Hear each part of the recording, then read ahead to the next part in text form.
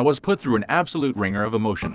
Anger as I was beaten down by its toughest challenges, exhilaration when I finally overcame them, and a fair amount of sorrow for the mountains of XP I lost along the way to some of the toughest boss encounters FromSoftware has ever conceived. But more than anything else, I was in near constant awe.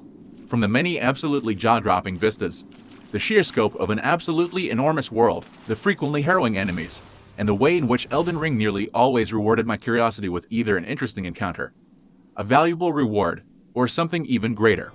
FromSoftware takes the ball that The Legend of Zelda Breath of the Wild got rolling and runs with it, creating a fascinating and dense open world about freedom and exploration above all else, while also somehow managing to seamlessly weave a full-on Dark Souls game into the middle of it. It shouldn't be a surprise to anyone that Elden Ring ended up as one of the most unforgettable gaming experiences I've ever had. To set the stage, all you know from the outset is that you play as a tarnished of no renown, blessed by grace, and are compelled to make the journey to the lands between and become an Elden Lord. What that actually means, how one might go about doing that, and what the deal is with that giant glowing golden tree are all things that you have to discover yourself.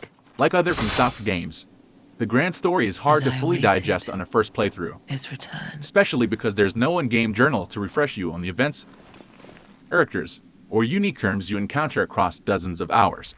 There really should be, but it is a story I nonetheless enjoy trying to piece together for myself. I look forward to supplementing that knowledge with the inevitable painstakingly detailed lore videos that emerge from the community later. It ended up being the organic side stories that kept me most enthralled rather than the grand overarching plot that credits Game of Thrones George R.R.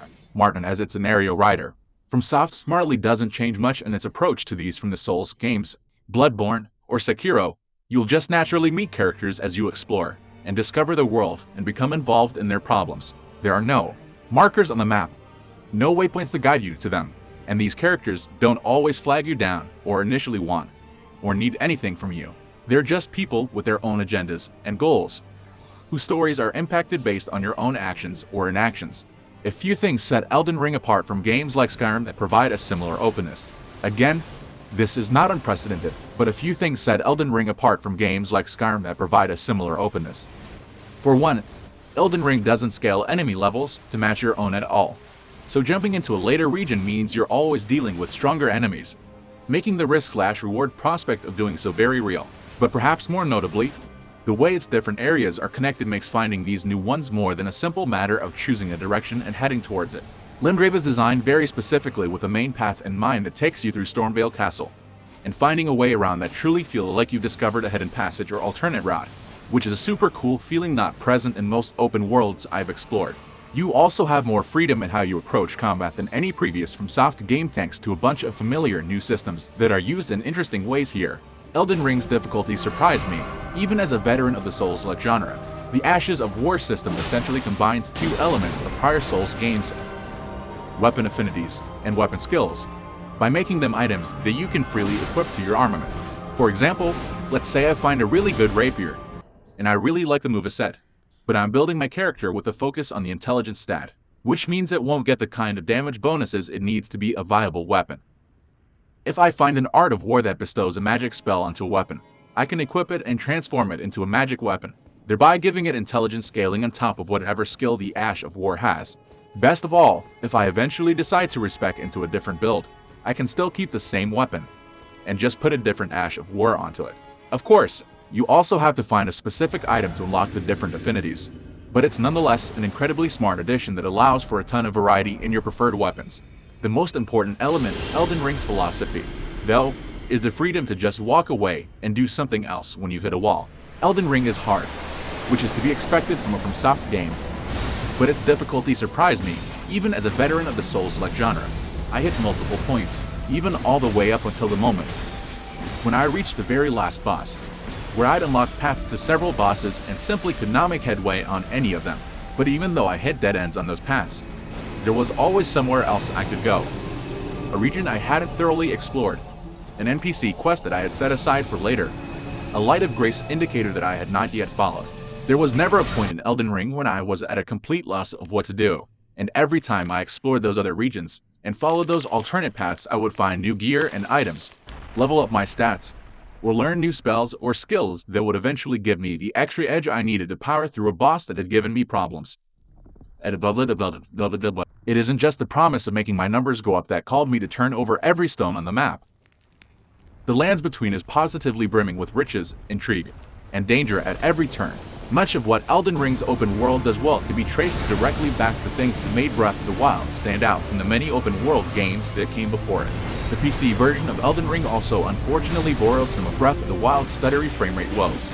It's that same feeling of starting out in a world with little explicit guidance, finding something that piques your curiosity on your own, doing whatever it takes to get there, and then being rewarded for that curiosity.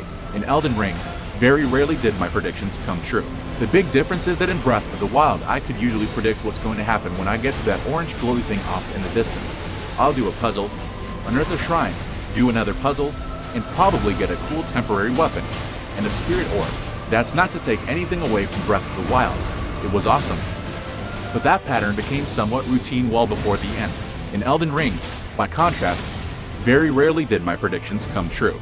I head to a lake and all of a sudden get ambushed by a dragon, follow a river expecting to collect some minor crafting materials only to find a dungeon filled with enemies and traps, enter a cave and get ambushed by little goblin men, or take a seemingly unimposing elevator and find that it just keeps going down further and further and further until eventually I found myself not in a small dungeon but one of its many awe-inspiring new regions. Best of all, each of these little excursions rewards your curiosity with something worthwhile. That could be a new weapon, a new ash of war, a valuable consumable, a new creature for you to summon, a new spell, or a new NPC to talk to. There are so many valuable rewards available that I never felt disappointed by my prize, regardless of the amount of effort it took. I never felt disappointed by my prize, regardless of the amount of effort it took. FromSoftware makes all of this especially painless thanks to a number of uncharacteristically friendly features. There's a generous fast travel system with a ton of points strewn all across the map. A marker system that lets you drop points on the map to denote things like NPC, boss locations, out-of-reach treasure, materials, and more. And a speedy spectral horse named Torrent that allows you to quickly cover ground and easily mount and dismount. But the thing that's most impressive about Elden Ring is that, in between all of this brilliant open world design, there are also a handful of legacy dungeons that still deliver those wide linear levels that Souls fans have come to expect. These are gigantic castles, forts, manors, underground labyrinths, and more that are packed with secret areas, challenging bosses, and multiple paths that are linked via one-way shortcut doors.